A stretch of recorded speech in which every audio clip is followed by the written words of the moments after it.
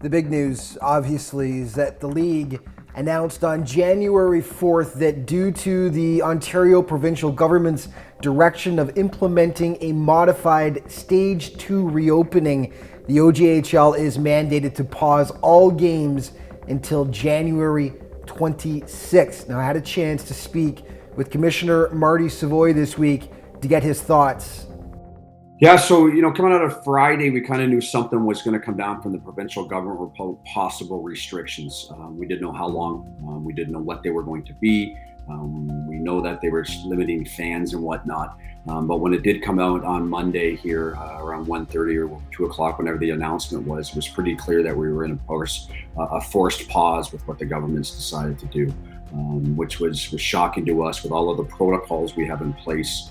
Our protocols are second to none. We have double screening for our players. We shut down on one positive case and everything. So it was a bit of a shock, but with everything else, we need to make plans to make sure we can move forward for this.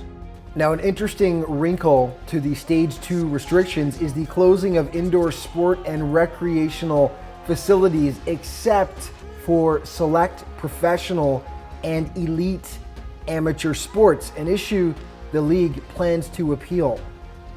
Yeah, with the elite status of the leagues that have been declared on the provincial government, we still don't understand kind of how and what. I'm sure they have rationale behind it.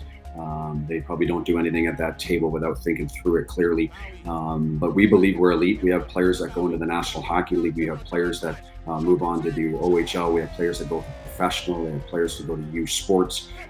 Our players are competing for literally millions of dollars in scholarship money every year. And we're not the only league that's not on that list. All the other junior A leagues within the province are not on the list as well. And the OUA is not even on the list, and they have players that go athletes that go directly to the Olympics from their programming. So it's not an OJHL specific item, and so we are actually talking to other leagues as well, of trying to maybe work collectively to try to get on that list for our players. Now, the waiting game begins, but in the OJHL head office, there's no rest as they're preparing for numerous scenarios for when play is allowed to begin once again. So one thing that we're lucky in our league is our staff is unbelievable. Rick Morocco, Ruben Cohen, Chris Vanstone, we have plans. I believe there's 19 different plans we have in place right now, and it's time specific. If we have to make up 3 weeks, I believe it will be about 90 games we're going to have to get in, which we believe it's going to be the 3 weeks. If we can do that, we'll either just extend the season. What we're going to be doing with our general managers is having them trying to reschedule as many games as possible within the season time that we have. Once we know those games that we can get in, we'll extend the season by 1, 2, 3, or 4 weeks. And then what we'll give up is the series within playoffs. So we'll shrink 7-game series to 5-game series, and heaven forbid we would have to go to 3-game series, but that's where we'll make up the time on the back end.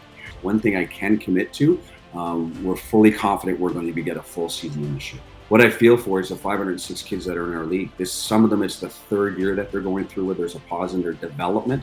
We talk about their advancement, but it's just development of an athlete, taking that type of training away from them. We feel for them. It's at the forefront of everything we do. We have to be here for these kids first and foremost, and we will do anything we can. I don't care how much time it takes. We're going to do everything to get them on the ice safely.